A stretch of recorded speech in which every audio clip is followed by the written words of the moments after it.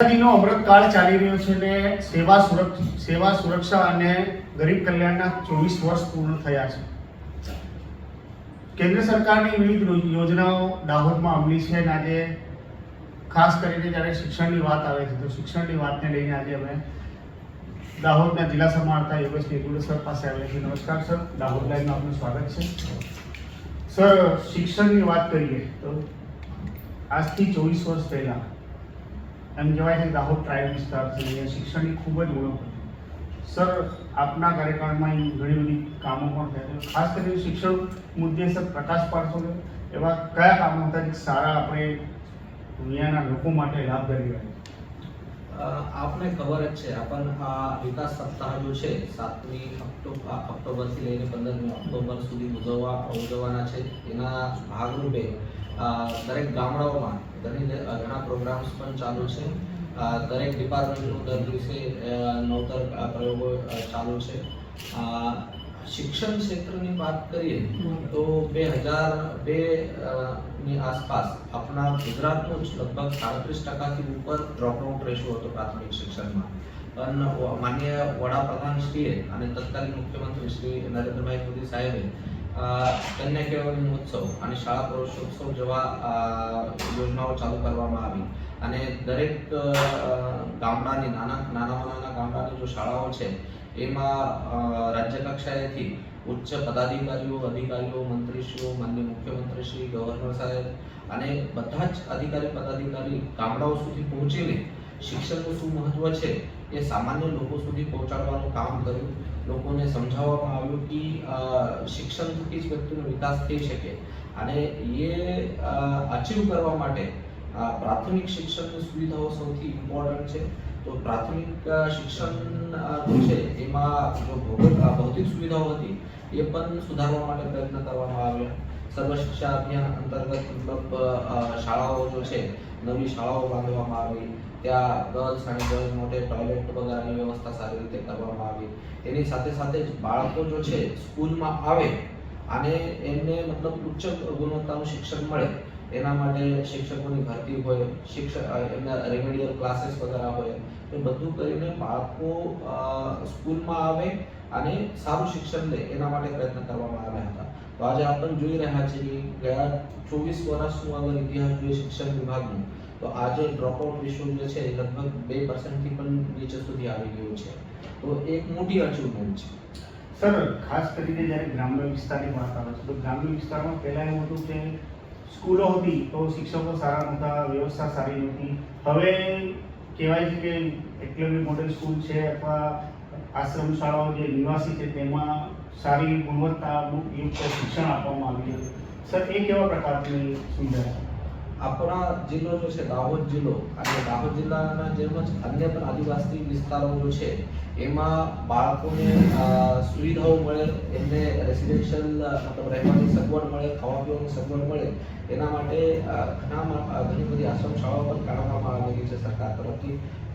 એની સાથે સાથે જ EMRS જો આપણે જોઈએ છીએ તો એમાં કેન્દ્ર સરકાર દ્વારા EMRS ની સ્થાપના કરવામાં આવેલી અને એમાં બાળકને મતલબ એન્ટ્રન્સ ટેસ્ટના માધ્યમથી એમને ત્યાં પ્રવેશ આપવામાં આવે છે. એના પછી એમની શિક્ષણની બધી જ જવાબદારી જો છે એ કેન્દ્ર સરકાર અને રાજ્ય સરકાર લે છે. એમાં દરેક વિદ્યાર્થી લગભગ વર્ષમાં આપણને 1,47,000 રૂપિયા સુધીનો ખર્ચો કરતા હોઈએ છીએ દરેક વિદ્યાર્થી અને આ બાળકને ત્યાં રહેવાની સારામાં સારી સુવિધા મળે. સવારે 5 વાગ્યાથી લઈને સાંજે 10:30 વાગ્યા સુધીનું એમનું એક પ્રોપર શેડ્યુલ સેટ કરવામાં આવે. એમાં એમને વિજ્ઞાન શાખાનું સારું શિક્ષણ મળે, રૂટીન વાળું પણ જો આપણું માધ્યમિક અને ઉચ્ચતર માધ્યમિક શિક્ષણ સારું મળે અને વિદ્યાર્થીને એક યોગ્ય દિશા મળે કે એ શિક્ષણ લે તો પોતાના પગ ઉપર ઊભા થવા માટે કામગીરી કરી શકે. તો આવા પ્રકારના પ્રયત્ન કરવામાં આવી રહ્યા છે. આજે આપણા દાહોદ જિલ્લામાં લગભગ 7 EMRS શાળાઓ છે અને એમાં લગભગ 1350થી વધારે વિદ્યાર્થીઓ ભણે છે.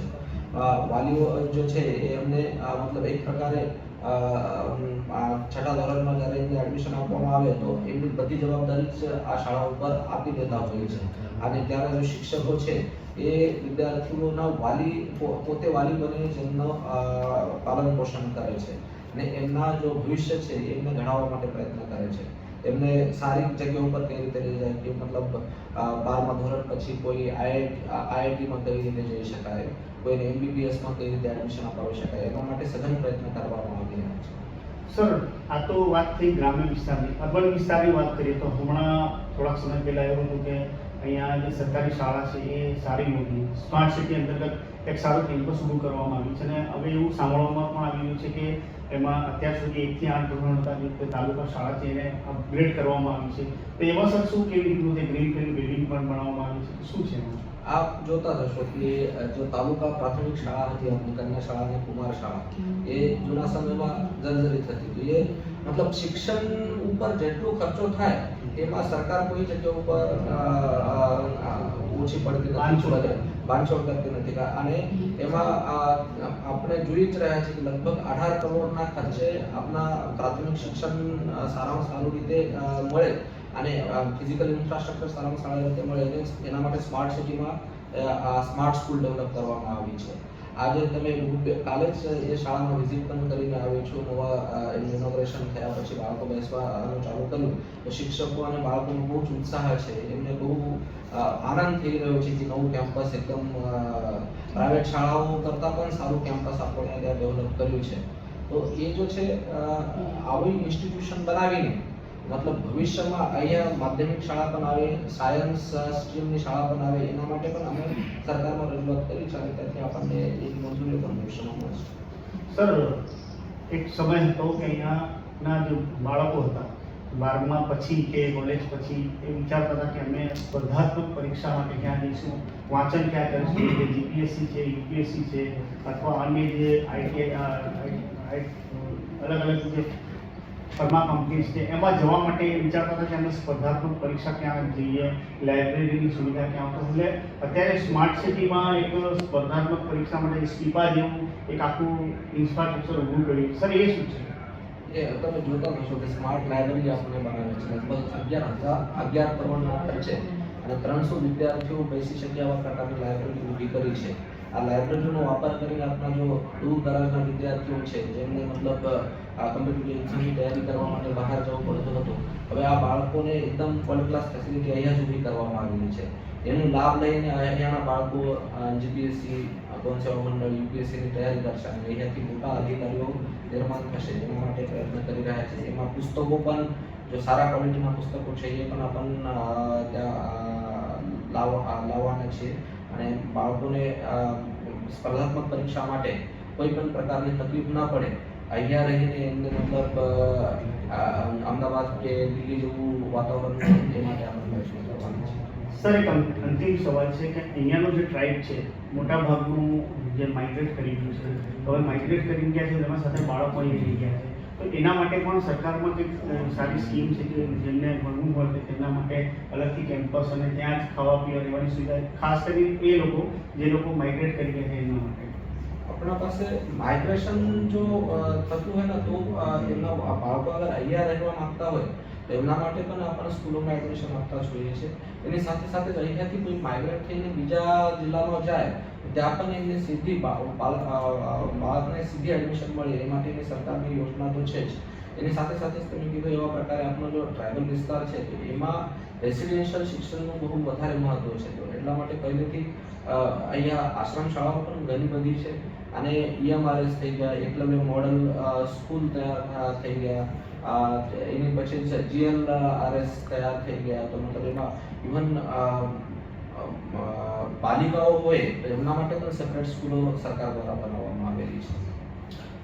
Thank you sir. તો વાત કરીએ આજે જ્યારે 24 વર્ષ વિકાસ સપ્તાહના પૂર્ણ થવા જઈ રહ્યા છે, પૂર્ણ થયા છે, કેન્દ્ર સરકારની અલગ અલગ યોજનાઓ થકી ખાસ કરીને દાહોદ ટ્રાઇબલ વિસ્તાર છે ને અહીંયા શિક્ષણ ઉપર એટલો ભાર આપવામાં આવ્યો છે. અર્બન વિસ્તારથી લઈને ગ્રામીણ વિસ્તારમાં અલગ પ્રકારનું વાતાવરણ ઊભું કરવામાં આવે છે. કેમ્પસની અંદર સ્માર્ટ શિક્ષણની સુવિધા પૂરી પાડવામાં આવી છે. સાથે જ સ્પર્ધાત્મક પરીક્ષાની જે તૈયારીઓ કરવા માટે જે અહીંયાના આદિવાસી બાળકો છે જે લોકો મોટી રકમ ઇફેક્ટ નહોતા કરી શકતા હતા બહારના મોટા શહેરોમાં જઈને, તેમના માટે ઘર બેઠા અહીંયા શિક્ષણ ક્ષેત્રે એક મોટી સિદ્ધિ કહી શકાય તેવું દાહોદમાં સરકાર દ્વારા ઊભું કરવામાં આવ્યું છે. વિડીયોને લઈને તમે કોમેન્ટ બોક્સમાં જણાવી શકો છો. ચેનલ પર નવા હો તો સબસ્ક્રાઇબ કરવાનું ન ભૂલતા. ધન્યવાદ.